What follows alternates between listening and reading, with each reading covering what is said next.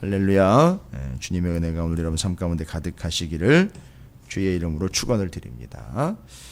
자, 오늘 시편 59편의 말씀은 이미 우리가 사무엘상 19장의 말씀들을 나눌 때에 이미 살펴본 말씀입니다.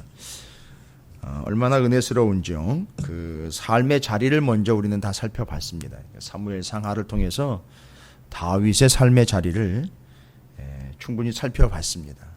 그리고 이게 시편이 연결이 되다 보니까 예전에 시편을 먼저 묵상했던 그 시대, 도대체 이건 무슨 얘기인가를 다시 찾아 들어가야 되는 그런 이제 또 다른 작업을 해야 되는 그때와는 달리 이미 성경을 통해서 다윗의 삶의 자리들을 이미 살펴보고 거기서 이런 찬양이 나왔다라는 것이 자연스럽게 연결될 때 뭐 다 아시지 않습니까? 시편과 신약 성경, 왜 그러냐면 읽기가 쉬우니까요. 짤막짤막하게 돼 있으니까 예전에 이제 통독하기가 참 힘들고 짜증날 때 시편과 신약 성경을 이렇게 읽고 통독에 이제 좀 시도거리로 좀 삼았던 때, 그때 보면 이제 시편이 장별로 잘 정리가 돼 있으니까 그렇게 해서 통독할 때 좀 해보고, 그리고 또 이제 신약은 또 스토리가 있으니까 또 이해하기 쉬우니까 이제 신약을 또 통독을 하고 뭐 그랬던 기억이 있습니다. 그러다 보니까 이제 시편을 읽기 쉬운 개념으로, 읽기 편한 개념으로 읽고 먼저 읽다 보니까 이게 깊은 삶이 배경이 되어서 그게 근거가 되어서 나온 시편이라는 것이 전제가 돼야 되는데, 바로 그런 것이 전제가 되지 않은 상태에서 시편을 먼저 보다 보니까 이게 도대체 어떤 상황인가, 되려 이제 시편을 보다가 그 삶의 자리를 다시 돌아가서 그 상황을 파악을 해야 되니까 중간에 좀 멈칫하게 돼버리죠. 자, 오늘 같은 경우도 시편 59편의 말씀은 이미 사무엘상 19장 우리가 충분히 살펴본 말씀, 분명히 또 거기도 답이 나와 있습니다. 사울이 사람을 보내어서 다윗을 죽이려고 그 집을 지킨 때에라고, 뭐 믹담시다, 인도자를 따라 알다셋에 맡은 노래다라는데, 알다셋은 58장에 이어서 똑같이 알다셋이다라고 기록이 되어 있습니다. 멸하지 말아라, 손대지 말아라, 이런 뜻이죠. 멸망시키지 말아라. 이거는 하나님이 다윗에 대한 이야기고요. 다윗이 사울에 대해 손대지 말아라, 이렇게 이야기한 개념들이라는 거 여러분 잘 아실 겁니다. 그러니까 하나님이 어느 누구도 다윗을 손대지 못하도록 명령을 내리신 겁니다. 그러니까 손 못 대게 하셨다라는 얘기는 하나님이 보호하신다라는 얘기죠. 그걸 이미 터득한 이 시인이 그것을 내용으로 시편이 기록이 되어 있다는 거죠. 바로 어느 상황에서도 하나님은 손대지 못하도록 지키셨느냐? 사울이 사람들을 그 집으로 보내가지고 다윗을 죽이려고 그 집을 에워쌌을 때에 바로 그 얘기입니다. 간략하게는 사무엘상 19장 11절 12절에 사울이 전령들을 다윗의 집에 보내어 그를 지키다가 아침에 그를 죽이게 하려 한지라 다윗의 아내 미갈이 다윗에게 말하여 이르되 당신이 이 밤에 당신의 생명을 구하지 아니하면 내일에는 죽임을 당하리라 하고 미갈이 다윗을 창에서 달아내림에 그가 피하여 도망하니라 라고 기록이 되어 있는 내용입니다.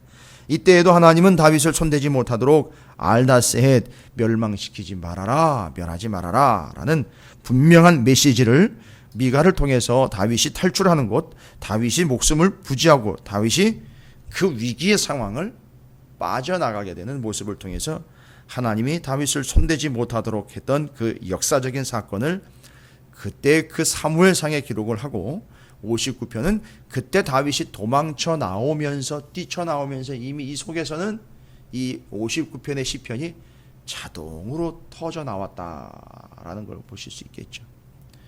뭐 다윗이 좀 여유 있게 앉아가지고선 붓을 들고 그때를 기억하면서 이렇게 기록을 했을 수도 있지만 다윗이 그렇게 여유 있는 상황이 아니었습니다.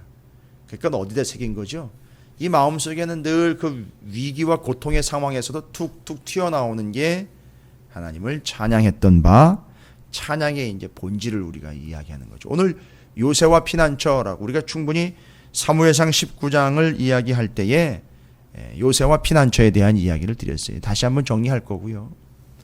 우리가 이런 모습을 보면서 지금 시편이요, 계속해서 2권으로 넘어오면서 다윗이 그때 그 상황에 어떤 일들을 당했고 어떤 정황 속에서 지금 이런 시편들이 나왔다라는 게 잘 연결이 되고 있습니다. 참 은혜롭기도 하고 어렵지 않게 연결을 할 수 있죠. 그래서 우리는 그것이 이해가 됩니다. 그리고 더 찬양이 은혜가 되는 거죠. 그래서 상황은 이해가 되고 찬양은 은혜가 되는 게 이 다윗의 시편의 내용입니다. 사무엘 상하와 연결이 되고 시편과 잘 연결이 되고 있는 것이죠. 그게 성경입니다. 그렇게 해서 다윗의 인생을 보면 계속해서 지속적으로 공격을 당하고 있고 마음의 아픔 가운데 고민 가운데 아주 처절함의 저 밑바닥과 그 끝이다라고 말씀드렸어요.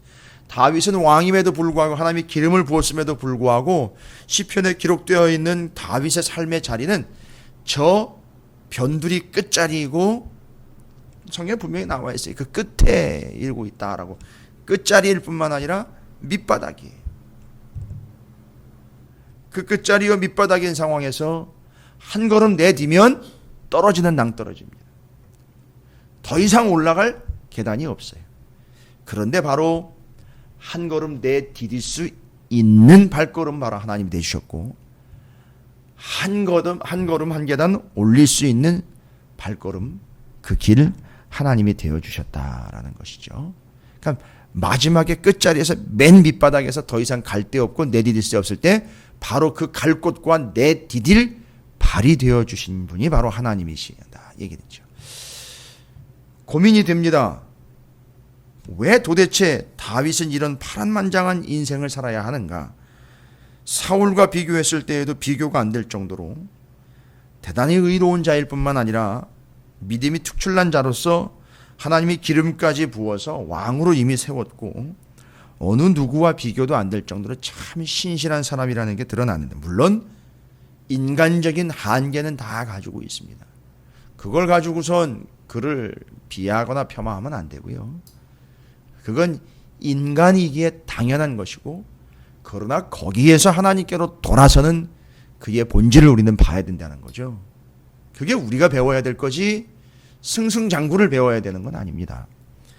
그렇게 하나님으로부터 인정받고 마음에 합한 자라는 분명한 결론적인 그의 인생의 모습도 있지만 도대체 왜 사울보다 못하지 않고 하나님께서 기름 부어 선택한 의인인 다윗이 이 패역한 악인들에게 되려 고통과 질고를 당하고 공격을 받고 있느냐? 여기 59편의 오늘 말씀에 보면 참 표현 자체로는 은혜스럽지 않은데 정황상으로는 이해가 되는 게 있습니다.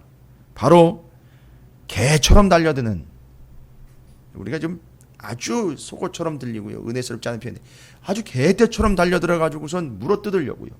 마치 야생 들개처럼 다윗을, 하이에나처럼 다윗을 그렇게 물고 뜯으려고 덤비고 있는 사울과 그 일당들의 이야기가 계속되고 있는 상황이거든요.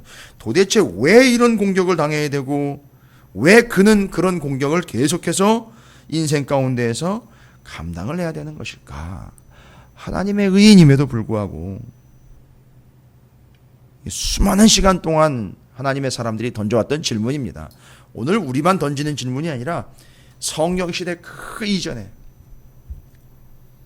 제가 인터넷 기사를 얼핏 봤는데 보다 보니까 뭐 그런 기사가 하나가 좀 나온 것 같아요. 옛날 130만 년 전인가 하여튼 뭐 잘 기억이 안 나는데 하여튼 어마어마하게 오래된 사람의 뼈가 하나가 발견이 됐는데 거기에 이제 뼈에 암의 흔적이 나왔다는 거죠. 암. 뼈에 생긴 암인 것 같아요. 그래서 거기 그런 얘기를 하더라고요. 암이라는 건 현대의 오늘날 현대인들에게 걸린 병이 아니고 이미 그 이전부터 있었던 병이었다라고 그렇게 토를 달더라고요. 제가 왜 그런 얘기를 드리느냐 하면 왜 이렇게 하나님이 인정하시고 하나님이 봤을 때에도 참 괜찮다라고 인정할 만한 사람인데도 불구하고 왜 그가 하나님을 안 믿는 것이 아니고 하나님을 신실하게 믿는 자임에도 불구하고 이런 고통을 당하고 있는 것일까라는 고민과 질문은 오늘날 뿐만이 아니라 이 이전의 성경시대에 인류가 생겨나면서부터 계속됐던 질문이에요. 근데 오늘 다윗이 시편 59편을 통해서 시편 59편에만 그렇다는 게 아니라 답을 일러주고 있습니다. 왜 그는 그런 일을 당해야 하느냐? 뭘 잘못했느냐? 아니요. 바로 그 의인이 그런 고통을 당하는 이유는 뭘 증명하기 위함입니까? 의인은 믿음으로 말미암아 산다라는 것을 증명하기 위함이에요. 하나님은 다윗을 봐라, 다윗도 그런 죄인일 뿐이고 그렇게 연약한 존재이지만 그를 왜 의롭다 했고 왜 그를 내 마음에 합하다 했는지 아느냐? 그가 전쟁에 나갈 때마다 싸움에서 이겨서 승승장구하고 승전가를 울리며 들어왔기 때문에 내 마음에 합한 자가 아니다. 그는 오직 믿음을 가지고 살아가기 때문에 내 마음에 합한 자다. 요걸 이야기하시기 위함인 거죠. 그리고 우리가 어떤 삶을 살아야 되느냐? 우리는 의인 되기를 위하여 애쓰는 그 개념이 아닙니다. 이미 우리를 의롭다 하신 거예요. 생명을 취한 바 되었기 때문에 우리는 예수 그리스도로 인하여 의롭다 칭함을 받은 자로서 우리는 어떻게 살아가야 되냐? 오직 믿음을 가지고 살아가야 한다라는 것을 증명해 주고 있는 사람입니다. 그래서 바로 이겁니다. 오직 의인은 믿음으로 말미암아 산다라는 걸 보여주는 자고 다윗은 바로 그 믿음으로 사는 것이 무엇인지를 우리에게 알려준 사람입니다. 성경은 이를 이미 정리를 끝냈죠. 하박국 선지자와 사도 바울이 이 문제에 대해서도 명확하게 오직 의인은 믿음으로 산다라는 것을 정리를 했습니다. 이건 정리하고 요약하고 이해해야 될 부분이 아니라 살아가야 될 측면이라는 거죠. 우리는 오직 믿음으로 사는 자들입니다. 그게 의인의 모습이에요. 의인은 화려하게 산다거나 의인은 풍성하게 산다거나 의인은 부자로 산다거나 의인은 높은 자리를 차지하며 사는 것이 아니라 오직 의인은 그가 누구든 오직 믿음으로 산다는 것을 증명해 주고 있습니다. 뭘 통해서요? 바로 요새와 피난처. 요새와 피난처? 그걸 또 어떤 사람은 이렇게 얘기를 해요. 그가 의인이기 때문에 요새와 피난처를 확보했다. 여러분 그것보다도 오직 의인은 믿음으로 산다라는 측면으로 보면 다윗이 고통의 상황에서 믿음을 가지고 오직 의롭게 살아갔다라는 증거가 뭐냐면 그 고통 속에서도 다윗은 하나님이 우리의 요새이시고 하나님이 우리의 피난처라는 걸 드러냈다는 거예요. 이 다윗의 처참한 상황에서 어떻게 해야 요새와 피난처로 도망가거나 얻게 되느냐가 아니라 그가 뭘 잘해서 또 요새와 피난처를 얻게 되었다라는 이런 인과응보적이고 보상률에 대한 개념이 아니라 그 고통의 상황에서 다윗은 하나님이 요새가 되신다는 것과 하나님이 피난처가 된다라는 걸 드러냈어요. 이게 하나님께 영광을 돌린 게 된 겁니다. 그래서 다윗이 왜 의롭다라고 이야기를 하느냐 하면 다윗이 그 고통의 상황에서 오직 믿음으로 살되 그 상황에서 하나님은 그의 요새이실 뿐만 아니라 그의 피난처가 되신다라는 것을 드러낸 겁니다. 나타낸 거예요. 아니 내가 하나님 요새라는 걸 나타내야지. 하나님 피난처라는 걸 내가 꼭 알려줘야지. 아니요. 자기가 직접 그렇게 요새로 피난처로 도망을 갔고 아니 그러다 보니까 그의 삶에서 요새가 어딘데 피난처가 어딘데 사람들이 그 다윗을 보니까 아 요새나 피난처는 어디 다른 장소나 일정이 정해진 곳이 아니라 하나님이래 라는 걸 다윗을 보면서 정리를 끝낸 겁니다. 아시지 않습니까? 요새 이미 히브리어로 미스가부 피난처 메누사라고 이미 말씀을 드렸어요. 요새는요 가장 높은 원래 그 요새 미스가브라는 단어가 어떤 장소로서의 안전한 처소라든지 높은 장소 높은 곳 산성 요새 도피처라는 말도 바위라는 뜻도 있지만 그것 말고 더 근본적인 뜻이 뭐냐면 높다 높은 고음이라는 뜻을 가지고 있어요. 뭔 얘기입니까? 고도 절정 극치 최고라는 얘기예요. 그러니까 요새는 제일 높은 곳에 있기 때문에 안전한 거죠. 아무도 거기를 막 올라갈 수 없으니까요. 그런데 이게 또 가지고 있는 본 뜻이 뭐냐면 가장 높은 고음, 고도, 절정, 극치라는 뜻을 가지고 있지 않습니까? 아, 그래서 기억나시죠? 하나님이 왜 그에게 요새가 되었느냐? 요새는 어디 다른 정해진 장소가 아니라 하나님을 최고 높은 음으로, 하나님을 가장 높은, 하나님을 최고의 극치로, 하나님이 최상의 위치에 놓이도록 하는 그것이 바로 요새가 되는 것이죠. 그래서 우리의 요새는 어느 정해진 장소가 아니라 바로 그 자리에서 하나님을 가장 높여 찬양하며 가장 높은 음으로 하나님을 인정할 때에 그가 어디에 있든지 그의 장소가 요새가 되는 겁니다. 이유는 가장 높이 하나님께 찬양하며 가장 높여드린 하나님이 바로 요새가 되어 주시는 거기 때문에 그렇다는 거죠. 그리고 피난처는 메누사, 폐주하다, 도망하다, 쫓겨가다 이런 뜻이에요. 뭔 얘기입니까? 세상에서 죄와 질고와 싸우다가 환난의 때에 삶의 자리에서 흰 백기 들고 휘날리면서 하나님밖에 없습니다 하고 하나님께 항복하며 달려간다라는 뜻이 피난처라는 뜻이에요. 편안하고 안전하고 거기 가면 아무 걱정 없고 염려 없을 것 같은 그렇지요. 결론적으로는 그렇게 되겠죠. 그러나 현실적으로는 그렇지 않습니다. 다윗이 지금 아무 걱정 없고 염려 없는 게 아니에요. 개떼처럼 몰려와서 다윗을 물어뜯으려고 사울과 그 일행들이 계속 죽이려고 덤비고 있으면 이게 어디 평화입니까?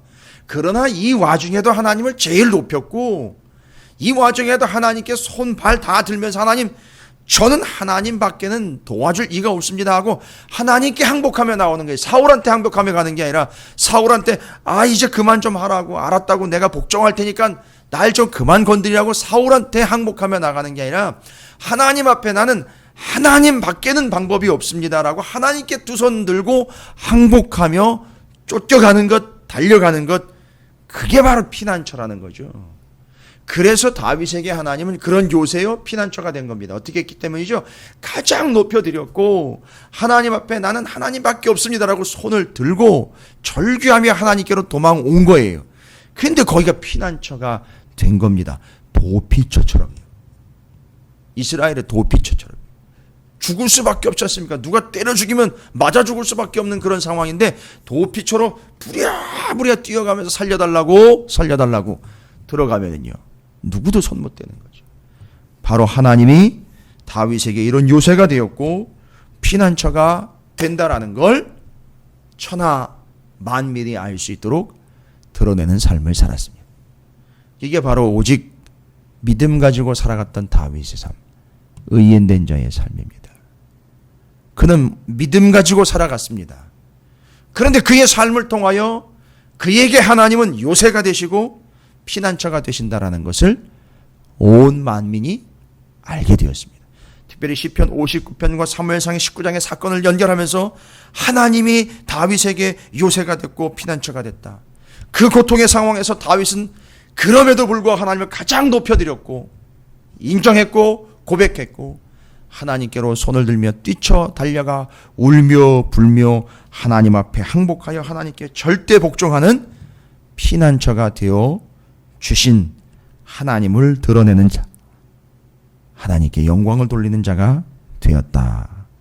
그게 바로 시편 59편에 계속 등장하는 요새이시고 요새이시며 피난처이십니다 라는 이 단어들의 본질적인 의미였습니다. 여러분, 하나님은 여러분에게 요새가 되시고 피난처가 되십니다. 하나님을 가장 높이실 때 거기가 어디든 거기는 요새, 곧 하나님이 거기서 높임을 받으시는 요새가 되시고요. 하나님께 무조건 제 힘과 능력은 아닌 하나님만이 나의 도움이십니다 라고 할 때에 그때 바로 하나님은 여러분에게 피난처가 되시는 줄로 믿습니다.